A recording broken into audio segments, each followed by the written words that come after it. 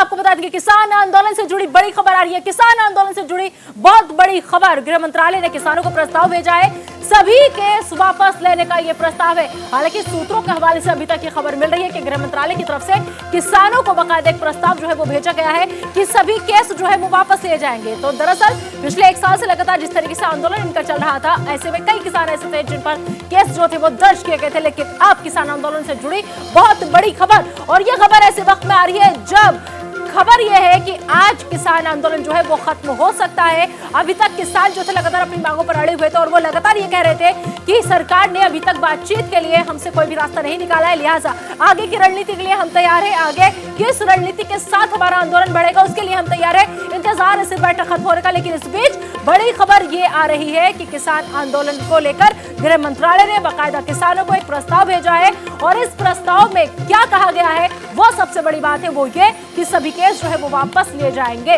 तो सभी केस वापस लेने का प्रस्ताव जो है वो फिलहाल सूत्रों के हवाले से ये खबर। हालांकि इस बीच अहम खबर एक और लगातार ये चल रही है, लगातार सिंघू बॉर्डर पर हमारे जो संवाददाता है वो मौजूद है कि आज ये जो किसान आंदोलन है ये खत्म हो सकता है। लेकिन इस बीच अहम खबर ये हो सकता है कि सूत्रों के हवाले से ये खबर आ रही क्या इसी वजह से किसानों का रुख जो है वो नर्म पड़ता हुआ दिखाई दे, क्योंकि जिस तरीके से अभी तक बातचीत में किसान साफ ये कह रहे थे कि सरकार की तरफ से उन्हें बातचीत का कोई न्योता नहीं दिया गया है, सरकार की तरफ से कोई बात ऐसी निकलकर सामने नहीं आई है कि उनके साथ बातचीत होगी। लेकिन इस बीच जब बातचीत नहीं हुई तो गृह मंत्रालय ने कैसे किसानों के पास ये प्रस्ताव भेज दिया, जिसमें सूत्रों के हवाले से ये खबर कि सभी केस जो है वो वापस लिए जाएंगे।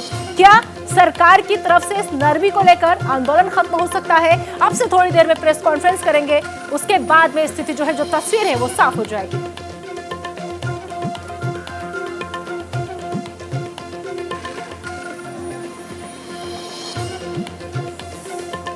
और इस खबर पर ज्यादा बातचीत करेंगे, सीधा रुख करेंगे मेरे सहयोगी गौरव का, जो इस वक्त मेरे से हमारे साथ जुड़ गए। गौरव, खबर ये आ रही है कि सरकार की तरफ से, गृह मंत्रालय की तरफ से एक प्रस्ताव भेजा गया है जिसमें सभी केस वापस लेने की बात कही जा रही है। हालांकि सूत्रों के हवाले से खबर है, और क्या जानकारी?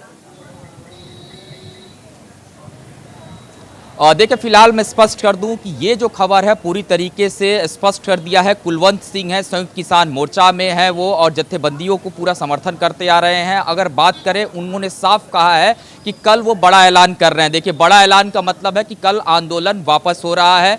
दूसरा, 5 सदस्यीय कमेटी जो है वो अब से थोड़ी देर में सिंघू बॉर्डर पर एक ऑफिशियली प्रेस कॉन्फ्रेंस करने जा रही है। लेकिन इस बीच कुलवंत सिंह ने स्पष्ट कर दिया है कि गृह मंत्रालय को उन्होंने एक चिट्ठी भेजी थी। उन चिट्ठी में मुकदमे वापसी का मुद्दा था, पराली जो जलाई गई किसान थे उनके ऊपर जो मुकदमे चल रहे थे वो था, एमएसपी को लेकर के भी सरकार से बात बन चुकी है किसानों की। तो ऐसे में अब सभी मुद्दे जो हैं वो खत्म हो चुके हैं। तो ऐसे में कल जो है इस आंदोलन को किसान वापस लेने की घोषणा करेंगे। हालांकि इस किसान आंदोलन से जुड़ी अभी एक और जानकारी हमारे पास आ रही है। मेरे सोर्सेज बता रहे हैं कि अभी के प्रेस कॉन्फ्रेंस के बाद ऐलान कर दिया जाएगा कि कल किसान आंदोलन वापस लिया जाएगा। क्योंकि मंच की अगर बात करें, बहुत सारे ऐसे पंजाब के जो जत्थेबंदियां हैं, 22 से 23 जो संगठन है वो तो जा चुके हैं, लेकिन जो बचे हुए 9 संगठन अभी सिंघू बॉर्डर पर मौजूद है, वो इंतजार कर रहे हैं कि मंच से जो 5 सदस्यीय कमेटी के लोग हैं उनमें से एक व्यक्ति मंच पे आए और मंच पे आने के बाद से वो ऐलान करे, जिसके बाद से घर वापसी का रास्ता खुल जाए। तो बहुत सारी चीजें बिल्कुल स्पष्ट हो चुकी हैं। लंबी बैठक चल रही थी आज,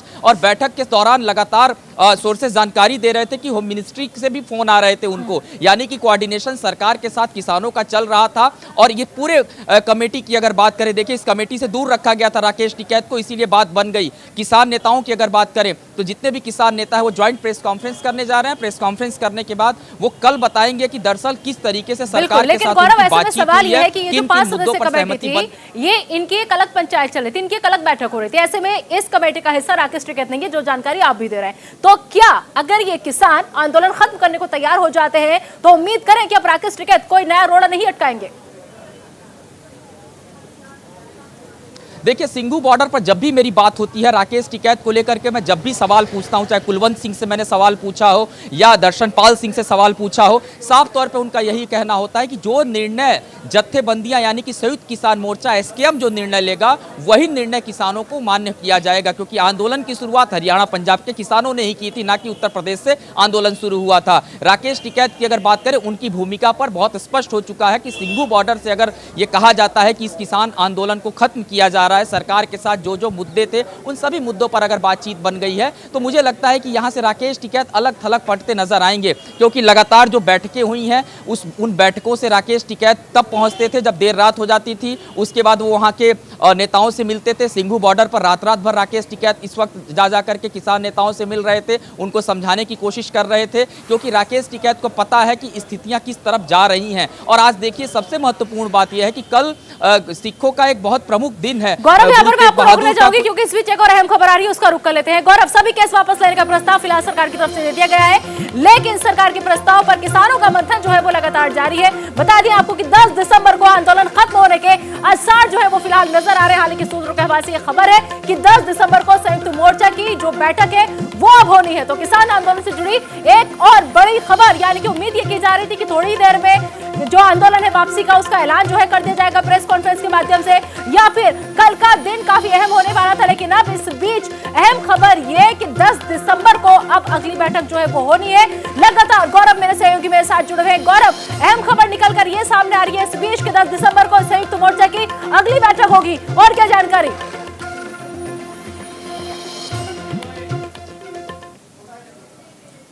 कि जो फैसले किसानों के तरफ से लिए गए हैं, एक तो पत्र गृह मंत्रालय को भेजा गया है और गृह मंत्रालय के तरफ से अब लिखित में, क्योंकि किसान पत्र लेना चाहता है कि जब भी किसान नेताओं से हमारी बातचीत होती है उनका कहना है कि सरकार भी लिखित में उनको चीजें दे। तो ये जो पूरी जो प्रक्रिया है, इस प्रक्रिया में समय लगता है, क्योंकि ऑफिशियली काम है, अधिकारियों की तरफ से ये पूरी तरीके से लिख करके किसानों को दिया जाएगा। मुकदमे वापसी की बात है, वो एक दिन में वापस नहीं हो सकते, उसके लिए भी राज्य सरकारों के लिए गाइडलाइंस जारी कर दी गई है, उस पर भी सरकार फैसला लेगी, पराली वाले मुद्दे पर भी फैसला लेगी। तो ऐसे में जो ये वक्त है 10 दिसंबर को अगर ऐलान किया जा रहा है तो आप समझिए कि रणनीति तय हो चुकी है और मंच से इस चीज का ऐलान किया जाएगा, क्योंकि सरकार के साथ बातचीत जो है लगभग वो बन चुकी है। क्योंकि कुलवंत सिंह साफ तौर पर निकलते हुए बाहर जब निकल रहे थे तो उन्होंने इस बात को कहा, और जो सोर्सेस हमें जानकारी दे रहे हैं वो यही दे रहे हैं कि पूरी बातचीत में सरकार ने सभी बातों को मान लिया है। सबसे बड़ी बात देखिए इसमें यही थी निदा, जो कि हम और आप लगातार ग्राउंड पे जाते तो किसान इस बात को किसानों को मनाने में कामयाब हो चुकी है, जो उनकी बातें थी उनको मनाने में कामयाब हो चुके हैं। इंतजार है कब 10 तारीख का। चलिए गौरव, बहुत बहुत शुक्रिया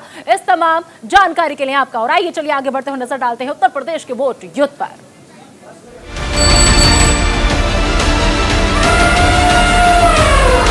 जब वोट करने का मौका आता है तो बदलाव लाने का मौका होता है। भारत के गौरव की पुनर्स्थापना हो। ये आम आदमी की सभा है।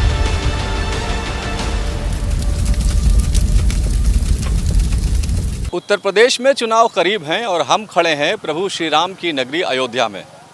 तो चुनावों को लेकर अयोध्या का क्या मूड है, अयोध्या वासियों के मन में क्या चल रहा है, आइए इसकी ज़रा पड़ताल करते हैं।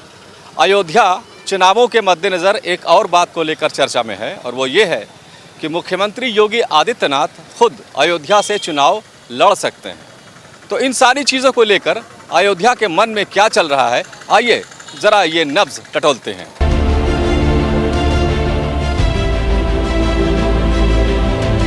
तो हम खड़े हुए हैं मौर्या मिष्ठान भंडार पर। अयोध्या में दही जलेबी का जो प्रचलन शुरू हुआ वो इसी दुकान से शुरू हुआ। काफ़ी पुरानी दुकान है, 1980 से तो हम लोग इसको देख ही रहे हैं, मैं खुद इसे देख रहा हूँ। 4 पुश्तें हो गई हैं इस दुकान को चलते हुए, और हमारे साथ प्रेम नारायण मौर्या जी हैं जो इस दुकान को चला रहे हैं। और ये बताइए कि जो दही यहाँ पे सुबह से ही भीड़ लगना शुरू हो जाती है। हम 20, 30, 40 साल से हम लोग देख रहे हैं इस चीज़ को, बहुत छोटे छोटे थे तब से। जी हाँ, क्या खासियत है यहाँ की? जिससे और सब दही जलेबी तो सभी जगह मिलते हैं सर, लेकिन हमारे यहाँ दही जलेबी जो मिक्स कर देते हैं वो भी मिट्टी के बर्तन में कुल्हड़ में करके, तो थोड़ा सा वो अलग हो जाता है सर। अब ये बताइए कि चुनाव आ रहा है उत्तर प्रदेश में, तो क्या मुद्दे हैं अयोध्या के अंदर? आप लोग वोट देने जब जाएंगे तो क्या सोचेंगे, क्या हो रहा है अयोध्या में? जिससे हम तो ऐसे कोई राजनीति से बहुत ज़्यादा वो नहीं है, लेकिन इतना हम जानते हैं कि मोदी सरकार में ये दूरदृष्टि की सरकार है। तत्काल तो बुरा लगता है लोगों को कि चौड़ीकरण हो रहा है, ठीक है, हम एक मकान बनवाते हैं, थोड़ा सा काम कराते हैं, थोड़ी डिस्टर्ब होता है घर हमारा, और उसके बाद जो है फिर वही हमको मकान अच्छा लगता है। तो तत्काल में थोड़ी दिक्कतें तो आएंगी, लेकिन बाद में वही हमको अच्छा लगेंगी। तो योगी जी अच्छा काम कर रहे हैं, बहुत बढ़िया। योगी मोदी दोनों हमारे लिए बहुत अच्छे, हमारे लिए क्या देश के लिए अच्छे हैं। बस यही है कि थोड़ी सी दूरदृष्टि इन लोगों की है, ये हमारा अलग है थोड़ा सा। अच्छा, ये सुनने में चर्चा चल रही है कि योगी आदित्यनाथ खुद अयोध्या से चुनाव लड़ना चाह रहे हैं या लड़ सकते हैं, तो क्या आप चाहेंगे कि वो यहाँ से लड़ें? बहुत अच्छी बात है, अगर योगी जी यहाँ लड़े हैं, हमारे मुख्यमंत्री बनेंगे भावी फिर जो है, तो हमारे लिए अयोध्या वासियों के लिए बहुत अच्छी बात है। और अयोध्या के लिए उन्होंने मंदिर का निर्माण करवा रहे हैं मोदी जी, योगी जी, तो इससे अच्छा क्या हो सकता है। चलिए, अयोध्या में राम जन्मभूमि और हनुमानगढ़ी का अपना महत्व है। और मैं आपको एक आंकड़ा बताऊं कि जो डोमेस्टिक टूरिस्ट हैं अयोध्या के अंदर, वो साल भर में 1.5 करोड़ से ज़्यादा की संख्या होती है जो अयोध्या में आते हैं भ्रमण करने के लिए। आइए थोड़ा और आगे चलते हैं और पूछते हैं लोगों से क्या है अयोध्या का मूड। तो एक मूर्ति की दुकान पर हम खड़े हैं। सोनी जी की ये दुकान है। इनके बड़े भाई सुरेश सोनी रायगंज मोहल्ले में रहते हैं, हम लोग पड़ोसी हैं। बताइए कि क्या चल रहा है अयोध्या में अयोध्या चुनाव को लेकर? चुनाव के लेकर तो सब भी सही चल रहा है जो है। अब ये है कि देखिए किसकी सरकार आती है जो है। मतलब कुछ डाउट है क्या? नहीं, अभी डाउट तो कुछ नहीं है, बस ये है कि भाजपा उम्मीद है कि वही आएगी। अच्छा, नहीं तो भाजपा तो सरकार में है, क्या चीज़ अच्छा लग रहा है जो आपको लग रहा है कि भाजपा आएगी? क्या काम ऐसे अयोध्या में हुए? अयोध्या में काफ़ी काम हुए हैं, जैसे मंदिर का अपना काम चल ही रहा है, अपना स्टेशन बन रहा है, और कई जगह जो है अपने रोड पे हाईवे ये सब भी चल रहे हैं काम। तो कई जगह जो है अपना वो देखें हम जो है बाहर जाके हम तो देखें। मतलब मन से बोल रहे हो कि खाली ऊपर ऊपर? हम खुद जाके देखे हैं, क्योंकि अभी हम इधर गए थे, जयपुर गए थे।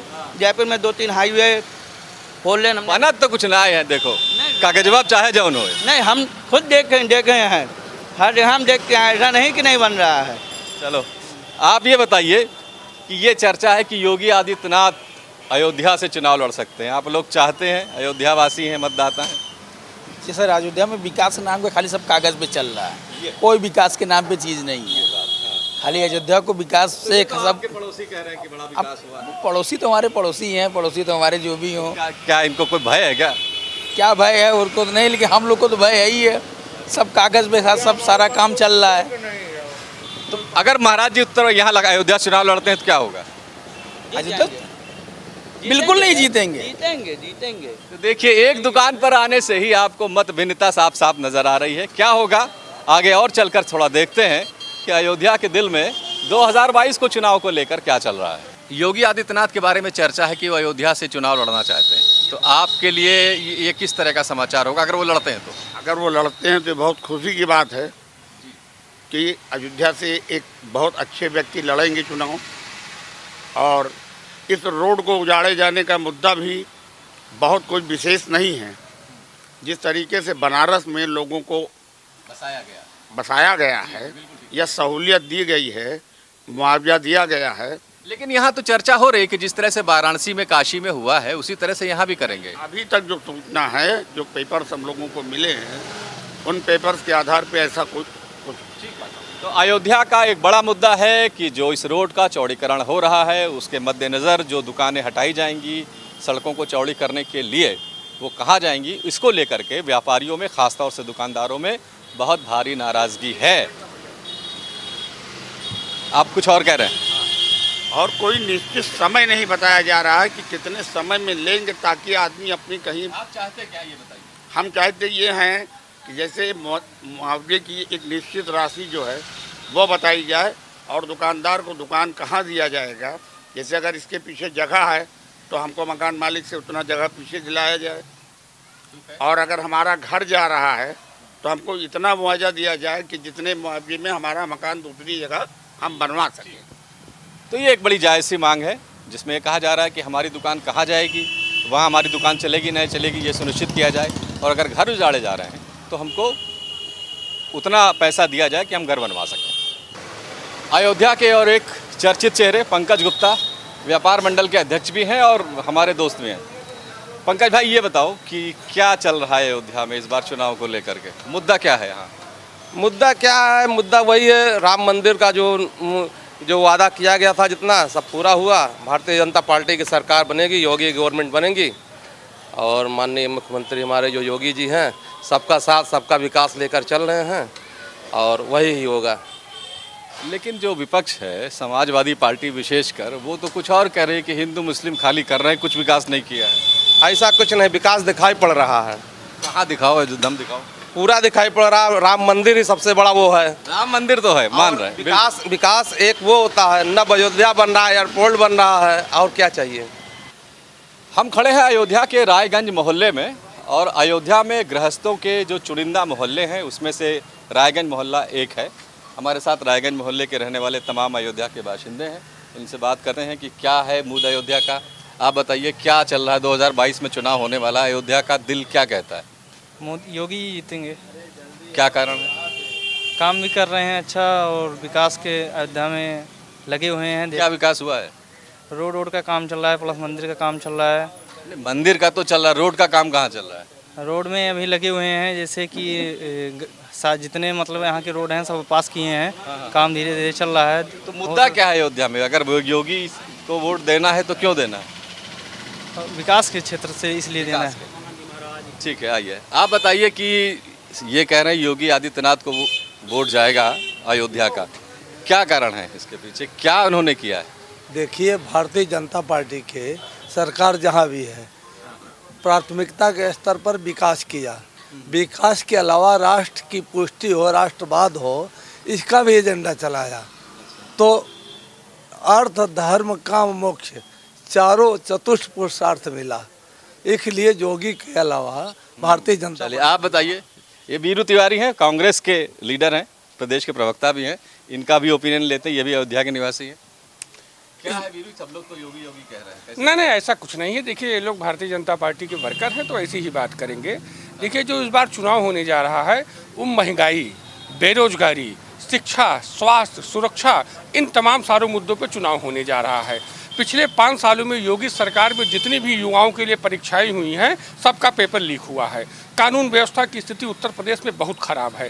विकास के नाम पर अयोध्या में एक ईंटें नहीं रखी गई हैं, और महंगाई का ही आलम है कि लोगों के हाथ से खाने का। यहाँ तो बता दें कि एयरपोर्ट बन रहा है, सड़कें चौड़ी हो रही हैं, और अखबारों में और तमाम सारे ये मुंह से तो भैया ये जो कहिए वो बना दें, लेकिन हकीकत की बात करिए। हाँ, एयरपोर्ट के नाम पे ज़मीन का अधिग्रहण हुआ है, लेकिन उस अधिग्रहण में भी बड़ी बेईमानी की गई है, और उसके अलावा ये इनकी सारी घोषणाएं केवल कागजी हैं।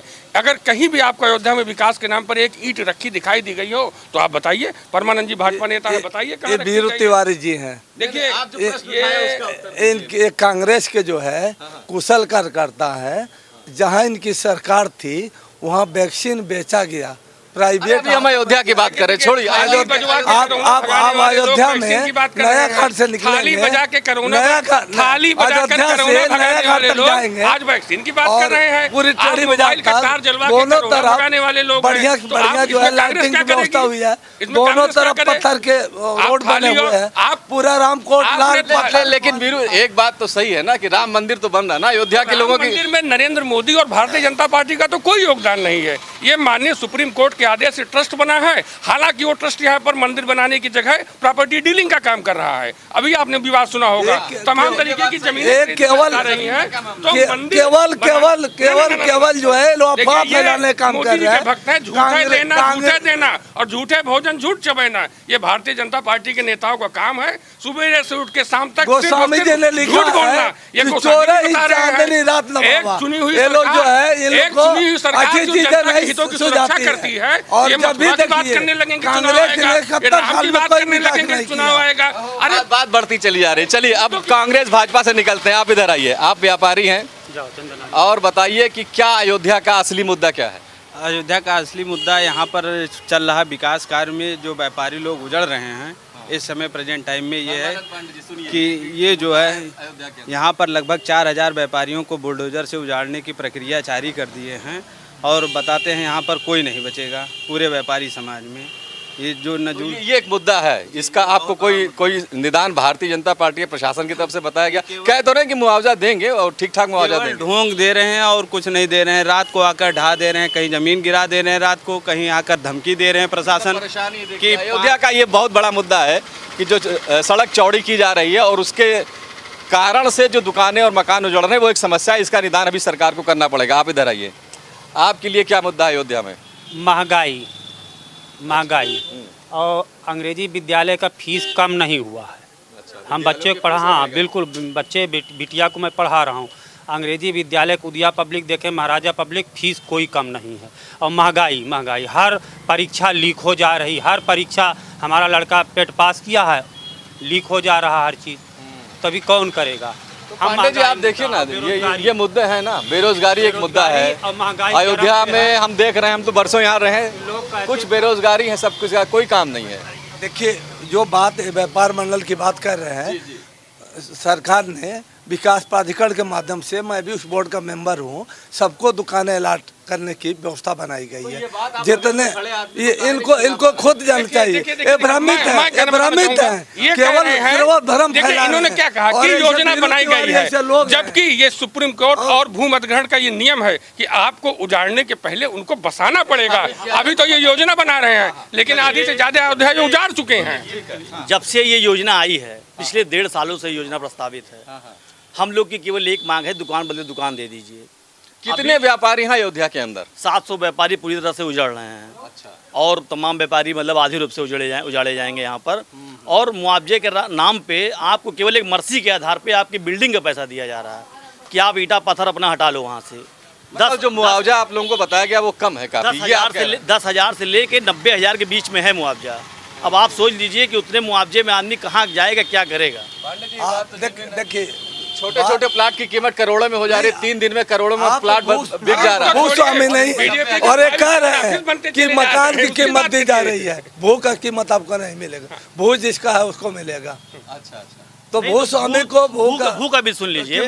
हनुमानगढ़ी परिक्षेत्र में बहुत से ऐसे भूमि हैं जो है राजा साहब के नाम, कब्जा हनुमानगढ़ी किए है, पैसा उसके खाते में जा रहा है। इस पर भी इन लोगों को, अरे भू की बात नहीं है, बात यह है कि एक रोजगार अगर चला जाता है तो दोबारा वो कैसे मिलेगा, ये बड़ी बात है। अच्छी व्यवस्था बनाई है विकास प्राधिकरण ने दुकान अलाट करने के लिए। समाजवादी पार्टी आ गई। चलिए बताओ क्या मुद्दा है? मुद्दा ये है कि अयोध्या के अंदर इस वक्त लोगों के बीच में क्या मुद्दा है? अयोध्या में इस समय जो 1.5 साल से चल रहा है, केवल भाजपा सरकार हम अयोध्या वासियों को भिन्न भिन्न तरीके से नियम कायदा बता कर उजाड़ रही है।